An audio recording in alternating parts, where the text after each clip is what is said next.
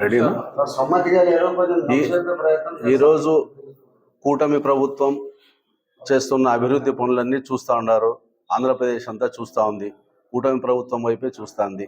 గతంలో ఎలక్ట్రిసిటీ 9 సార్లు పెంచినారు. ఈ పొద్దు మన ప్రభుత్వం వచ్చిన నుంచి తగ్గించడానికి మొదలుపెట్టాం. కరెంట్ ఛార్జీలు తగ్గించడం మొదలుపెట్టాం.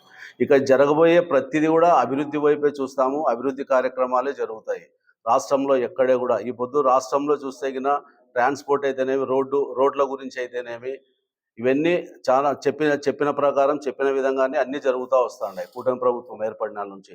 ప్రొద్దుటూరులో కూడా ఎంత అభివృద్ధి జరిగింది. ఇప్పుడు ప్రొద్దుటూరులో జరగబోయేది ఎంత పెద్ద మన ఎమ్మెల్యే గారు చాలా వివరంగా చెప్పినారు. ఇవన్నీ మళ్ళా రాబోయే ఇంకొక 5 ఏళ్ల కాలం కూటమి ప్రభుత్వమే, ఇంకొక 10 ఏళ్ళు ఉంటే గిన ఈ పొద్దు సెంట్రల్ గవర్నమెంట్లో జిఎస్టీతో ఎంత డెవలప్ అయిందో గిన మొత్తం భారతదేశం అంతా, అట్లా ఆంధ్రప్రదేశ్ కూడా ఇంకొక 15 ఏళ్ళు చంద్రబాబు నాయుడు గారి నాయకత్వంలో కూటమి ప్రభుత్వాన్ని మనం ఇంకొక 10 ఏళ్ళు గెలిపించుకుంటా పోతే రాష్ట్రం అంతా ఎంతో అభివృద్ధి చెందుతుంది.